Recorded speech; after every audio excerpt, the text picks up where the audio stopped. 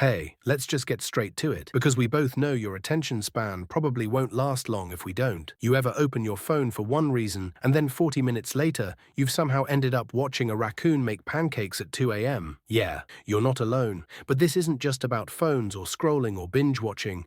This is about something bigger, something deeper. Your brain is addicted to distraction. And no, it's not your fault, but it is your responsibility. Let's talk about why this is happening, how it's messing with your potential, and most importantly, how you start to break free. Because you deserve to take your brain back, not for some productivity cult, not because you need to hustle 24/7, but because the best version of you is hiding behind the noise, and you're not going to find it while scrolling. 1.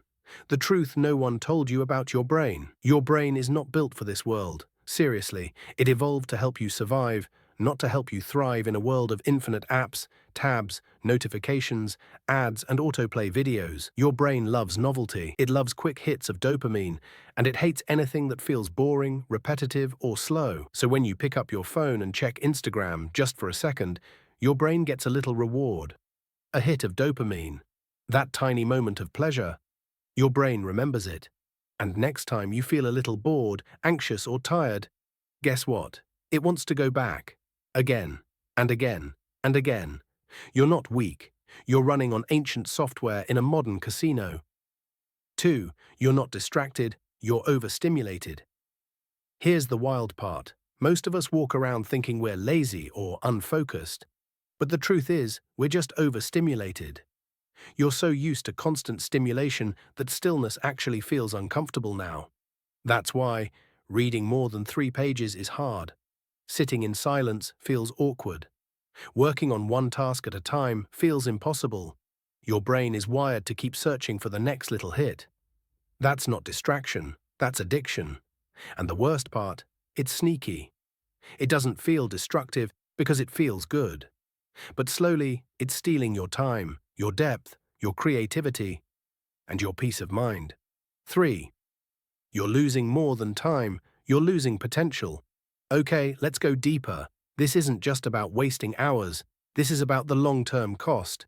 Every time you choose dopamine over discipline, you're weakening your focus, making it harder to think deeply, killing your ability to sit with discomfort, which is where growth happens, distracting yourself from the things that actually bring fulfillment, relationships, purpose, creation, challenge. That side project you keep saying you'll start, that book you want to read, that business idea, that goal you talk about but never act on. Distraction is slowly smothering all of it. Not because you can't, but because you're too tired, too scattered, too buried under digital noise to even begin. And that sucks, because you're capable of so much more than this. 4. Let's be honest, you're not too busy. Here's a hard truth, friend to friend, you're not too busy. You're too distracted. There's a difference. You've got time. You just give too much of it away to things that don't matter. That 10 minutes of TikTok here, 15 minutes of YouTube there, 5 scrolls through Instagram, 3 fake productive tabs open. It adds up. Meanwhile, your real priorities, your dreams, your future, they sit in the background, untouched, unstarted. Not because you're not smart, not because you don't care, but because the noise got louder than your focus. It's time to take that power back. 5. Rewire your brain, one choice at a time. Let me be clear, you're not broken. Your brain is plastic, moldable, trainable. If it adapted to distraction, it can adapt to focus. But it's not going to happen overnight. This isn't a hack, it's a reconditioning process. And it starts with awareness. Next time you reach for your phone mindlessly, pause. Ask yourself, am I choosing this? Or is this choosing me? That's the first crack in the cycle. Then start small.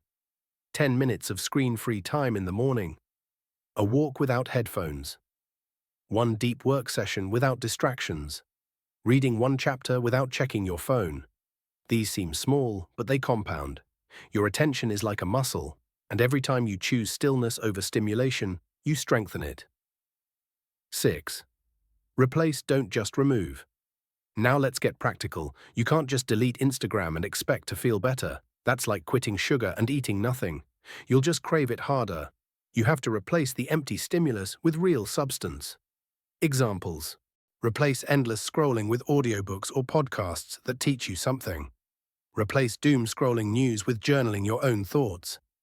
Replace social comparison with a walk, a workout, or a call with a real friend. Replace chaos with clarity. Even 5 minutes of silence in the morning makes a difference. You're not giving something up, you're getting something back: your time, your focus, your presence. 7. Redesign your environment, because willpower isn't enough. Let's be honest, you can't rely on willpower forever. You're fighting billion-dollar companies designed to keep your attention. If your phone is always nearby, with 18 notifications lighting up your lock screen, of course you're distracted. So change the battlefield. Put your phone in another room while you work. Use tools like Freedom or Cold Turkey to block distracting sites. Keep only essential apps on your home screen. Set screen time limits and actually respect them. You don't rise to the level of your intentions, you fall to the level of your systems. Make distraction harder, make focus easier.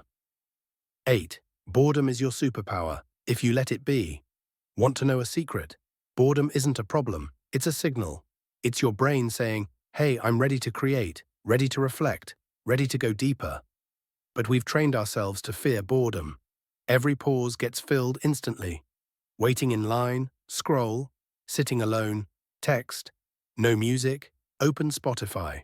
But boredom is where ideas are born, where your mind can breathe, where breakthroughs happen. So stop running from it, sit with it, let it stretch out. You don't need to fill every gap. Sometimes the silence is exactly where the solution lives. 9. This isn't about perfection, it's about power. Don't turn this into another thing to feel guilty about. You don't have to meditate on a mountain, throw your phone in a river, or become a productivity monk. This is about regaining control, bit by bit, choice by choice. The goal isn't to be perfect. The goal is to stop being passive. Your time is your life. Where it goes, your life goes. Start asking, is this moving me forward, or just numbing me for now? That one question will change everything. 10. What happens when you get your mind back? Here's the part no one tells you. When you start breaking free from distraction, it's not just about getting more done, it's about feeling alive again. You'll think clearer. You'll feel calmer. You'll actually finish the things you start. You'll reconnect with your own thoughts. You'll have space, mental space, to be creative, kind, present, human. And that changes everything, because when your attention comes home, so do you. 11. You'll start feeling things more deeply. In a good way, when you live in a state of constant distraction, everything gets muted. It's like your emotions go through a filter. You're not fully sad, not fully happy, not fully anything. Just constantly stimulated and slightly numb. But the moment you step away from the chaos, even for a while, something weird and beautiful starts to happen. You feel more. Music hits deeper. Conversations feel more alive. Nature seems louder. Even simple moments, a good meal, a deep breath, a quiet room, start to feel like real experiences again. Because you're there for them, not half present, not split between screens.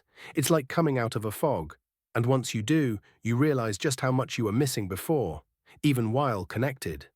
Distraction doesn't just steal time, it steals your capacity to feel life. Getting that back, that's freedom. 12. You'll realize you were never the problem, the noise was. If you've ever told yourself, I'm just not disciplined, I can't focus like other people, I'm always overwhelmed. Stop. You're not broken. You're not lazy. You're not bad at life. You've just been buried in a world designed to keep you scattered. You're trying to write a book while someone's shouting in your ear every 10 seconds. No wonder you can't concentrate. But here's the beautiful part. Once you turn down the volume, even a little, your real self starts to show up. The focused version, the calm version, the creative version. Not some productivity robot. Just you, without the static. You're not the problem, the noise was. And now you know how to quiet it. Final thoughts. This isn't about being anti-tech, or anti-fun, or anti-modern life. It's about being pro-you. Your focus is sacred, your mind is valuable, and your life is happening right now. You don't have to change everything today. Just begin the shift. One moment of awareness, one better choice, 1 hour off the grid. That's how it starts. And before you know it, you won't just be breaking free from distraction. You'll be building a version of you that's stronger, calmer, and more in control than ever before. You've got this. Let's go.